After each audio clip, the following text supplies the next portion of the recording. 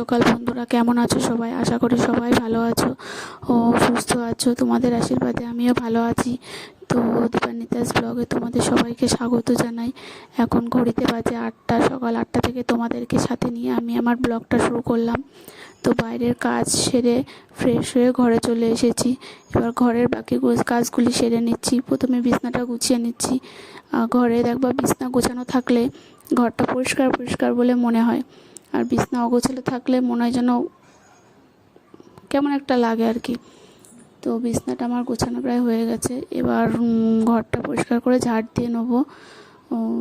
তো আজ যেহেতু পয়লা বৈশাখ, সবাইকে জানাই শুভ নববর্ষের আন্তরিক প্রীতি, শুভেচ্ছা ও অভিনন্দন। আজ যেমন পয়লা বৈশাখ, তেমনই একজন মায়ের কাছে খুব স্পেশাল একটা দিন। আজ হচ্ছে অশোক ষষ্ঠী ব্রত। এই ব্রতটা হয়তো অনেক জায়গায় আছে, অনেক মায়েরা এই ব্রতটা পালন করে।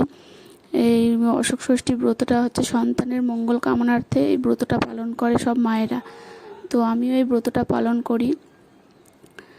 তো একজন মায়ের কাছে সবথেকে প্রায়োরিটি হচ্ছে তার সন্তান।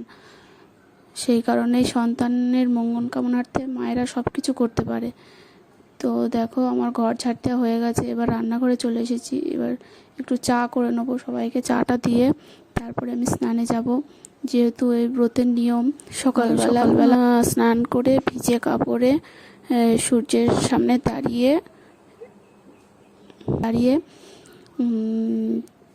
অশোক ফুল খেতে হয় কলার ভেতর দিয়ে। তো সেটাই আমি করব। আমি এই ব্রতটা, আমার মেয়ের বয়স 8 বছর, 8 বছর ধরে এই ব্রতটা পালন করি।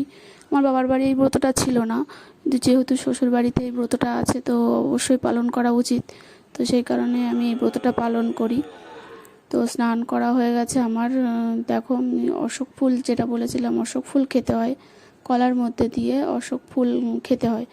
তবে সেইটাই আমি করছি। এই ফুলটা এবার কলার মধ্যে দিয়ে আমি গিলে খাবো। এটা আবার দাঁতে লাগানো যায় না। তো সূর্যকে প্রণাম করে ফুলটা আমি খেয়ে নিলাম। সব মায়েদের কাছেই সন্তান সব থেকে বেশি মূল্যবান। তো সন্তানের মঙ্গল কামনার্থে মায়েরা সব কিছু করতে পারে। তো তারপরে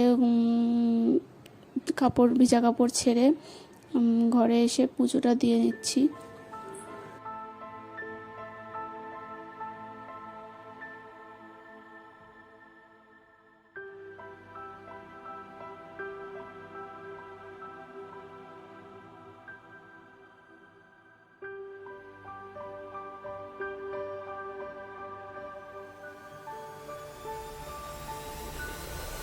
তো আমার পুজোটা দেওয়া কমপ্লিট হয়ে গেছে। এবার রেডি হব। রেডি হয়ে যাব আমি আমার বড় ননদের বাড়ি, কেননা ওখানে একটা ছোটোখাটো অনুষ্ঠান আছে। তো সেই কারণে ওখানে যেতে হবে। তো আমি রেডি হয়ে মামামকে রেডি করে নেব। তো দেখো, ফাইনালি ফোন বাজে দিয়ে পিপির ফোন বাজছে মনে হয়, দিয়াই। তো দেখো, আমি এখন চলে এসেছি আমার ননদের বাড়ি। এখানে আমি যেহেতু আমার ননদরা সন্ন্যাসী করেছিল, তো এখানে সন্ন্যাসী লোকজন, গ্রামের লোকজনকে খাওয়াতে হয়। তো সেই কারণে আজকে ছোটোখাটো একটা অনুষ্ঠান রয়েছে। তো সেখানে এসেছি আমরা। তো দেখো, এখন এখানে রান্নার জোগাড় হচ্ছে।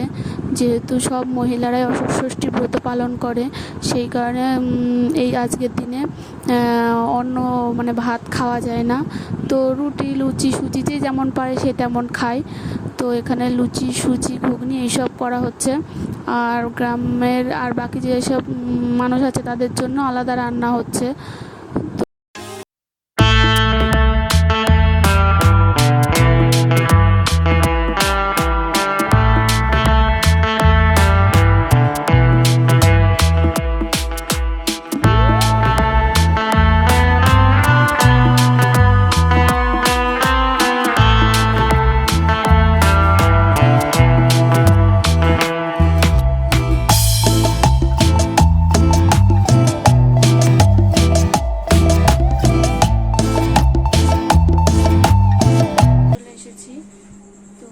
এত পরিমাণে গরম, মুখ চোখ আর দেখার হাল নেই।